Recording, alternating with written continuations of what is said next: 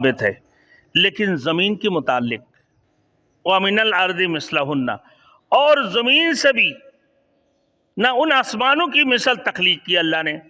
اب مفسرین کرام نے اسی سلسلہ میں بہت بحث کی۔ مختصر انداز سے میں آپ کو سمجھانا چاہتا ہوں۔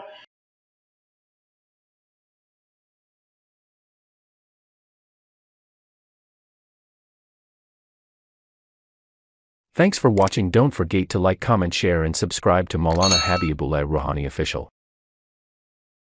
ثابت ہے، لیکن زمین کے متعلق وَمِنَ الْأَرْضِ مِثْلَهُنَّ، اور زمین سے بھی نہ ان آسمانوں کی مثل تخلیق کی اللہ نے۔ اب مفسرین کرام نے اسی سلسلہ میں بہت بحث کی۔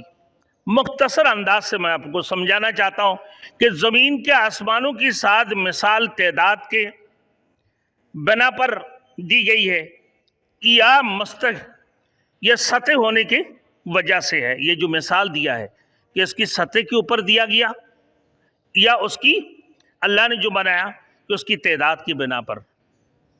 اب زمین چپٹی ہے، آسمان کو بھی چپٹی نظر آتی ہیں۔ ابھی دیکھیں، مگر ہر جگہ زمین حقیقت میں چپٹی نہیں ہے، زمین ہے گول، لیکن اس کے اوپر ہجوم کی زیادہ ہونے کی وجہ سے زمین کو چپٹی نظر آتا ہے، لیکن زمین حالانکہ یہ گول ہے، آسمان تو چپٹی ہے۔ اب آئیے، زمین کو اللہ رب العزت نے قرآن مجید کے اندر مفرد کی صیغت سے استعمال کیا۔ مفرد یعنی زمین ایک، آسمان کے 7 طبقے ہیں۔ تو آپ یہ واحد آیات ہے جو اللہ نے فرمایا کہ جو زمین کی ایک سے زیادہ تعداد پر دلالت کرتی ہے۔ البتہ بعض احادیث اور بعض آثار سے زمینوں کے ساتھ ہونے کا ثبوت ملتا ہے، ساتھ ہونے کا ثبوت۔ اب وہ کس حساب سے ہے؟ حضرت صہیب حضور صلی اللہ علیہ وسلم کی مشہور صحابی تھے۔ یہ وہی صہیب ہے جو حضرت عمر رضی اللہ تعالیٰ عنہ کے بھائی بنے ہوئے۔ آپ کی جنازہ بھی انہوں نے پڑھا، اور پھر آپ کی شہادت کے بعد 3 دن تک قائم مقام خلیفہ بنے رہے حضرت صہیب رضی اللہ تعالیٰ عنہ۔ اور حسین حدیث کی بعض دوسری کتابوں میں حضرت صہیب کی ایک دعا منقول ہے جس کی الفاظ یہ ہے کہ اللہم رب السماوات السبع وما اضللنا ورب الارضین السبع وما اقللنا ورب الشیاطین وما اضللنا ورب الریاح وما ذرعنا فإنا نسألک خیر هذه القریہ۔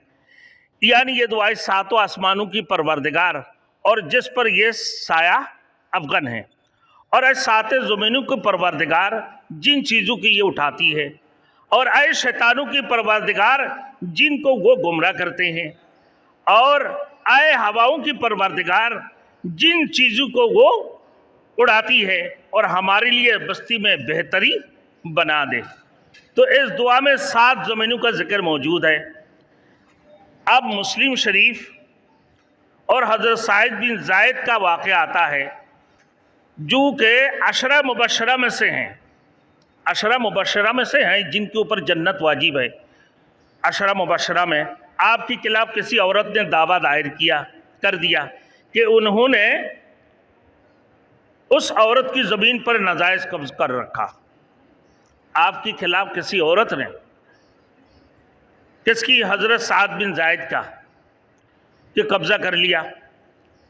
تو اس وقت مروان مدینہ کا گورنر تھا، اس نے آپ کو عدالت میں طلب کیا۔ جب آپ سے دعویٰ کی متعلق دریافت کیا گیا تو آپ نے کہا کہ بڑے افسوس کی بات ہے کہ میں اس عورت کی زمین پر ناجائز قبضہ کروں، حالانکہ میں نے خود حضور صلی اللہ علیہ وسلم کی زبان مبارک سے سن رکھا تھا کہ جو شخص کسی کی بالشت بر زمین بھی ناجائز قبضہ کرے گا، قبضہ میں رکھے گا، تو قیامت والے دن 7 زمینوں کا اتنا حصہ ان کی گلے میں توق بنا کر ڈال دیے جائیں گے۔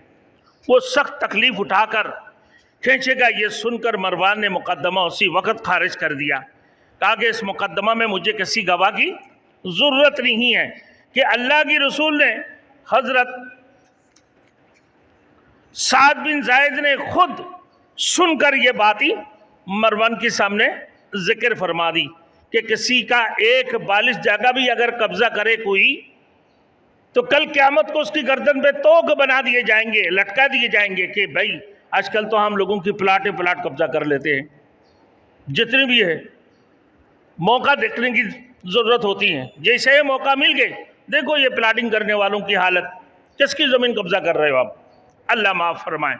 تو کل قیامت کی دن ان کی گلے میں ایک بالش جگہ کو نہ ہو، ان کی گلے میں لٹکے دیے جائیں گے اور وہ کھینچے جائیں گے کل قیامت کی زمین کے ٹکڑے کو، اور جو پورا پلاٹ قبضہ کر لے تو یہ بالش کی مثال دی، اور جو ایکڑوں کی حساب سے قبضہ کر لے ان کا کیا حال ہوگا۔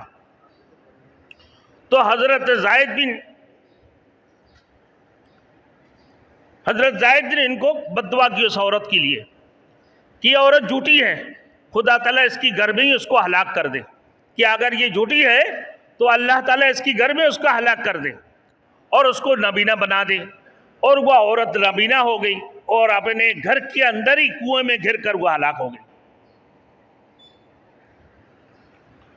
اب حضرت عبداللہ ابن عباس کی اثر میں ایک مشکل حدیث ہے جس نے امت میں بڑا مشکل پیدا کیا، کہ حدیث کے الفاظ کہ تمہارے زمین جیسے اور بھی 7 زمینیں ہیں، وہ 7 زمینوں میں حضرت آدم علیہ السلام جیسے آدم، موسیٰ علیہ السلام جیسے موسیٰ، عیسیٰ علیہ السلام جیسے عیسیٰ، محمد رسول اللہ صلی اللہ علیہ وسلم جیسے محمد رسول اللہ کہا کہ ایسے ملتے ہیں۔ اب آدم سب سے پہلے نبی ہے جس کو اللہ نے مٹی سے بنایا، اور محمد رسول اللہ صلی اللہ علیہ وسلم تو اللہ کی رسول ہے جو خاتم النبیین میں سے ہیں، اور اللہ کی رسول کی بس کوئی نبی اس دنیا کے اندر تشریف نہیں لائیں گے۔ تو حضرت عبداللہ ابن عباس رضی اللہ تعالیٰ عنہ نے جو مثال پیش کی ہے اس کا مقصد کیا ہے کہ 7 زمینیں ہیں، وہاں پر ہی حضرت محمد رسول اللہ صلی اللہ علیہ وسلم جیسے محمد، حضرت موسیٰ اور حضرت عیسیٰ، حضرت آدم علیہ السلام جیسے لوگ ہوں گے۔ تو حقیقت میں یہ کیا، یہ بھائی شخصیت کی اعتبار سے ہیں، فرد کی اعتبار سے نہیں ہے، یہ شخصیت کی اعتبار سے کہ آدم کی جیسے شخصیت، موسیٰ جیسے شخصیت، عیسیٰ علیہ السلام جیسے شخصیت، اور رسول مقبول صلی اللہ علیہ وسلم جیسے شخصیت وہاں پر موجود ہے، یعنی ایسے بڑے ہستی اللہ رب العزت نے اس میں موجود رکھا ہے۔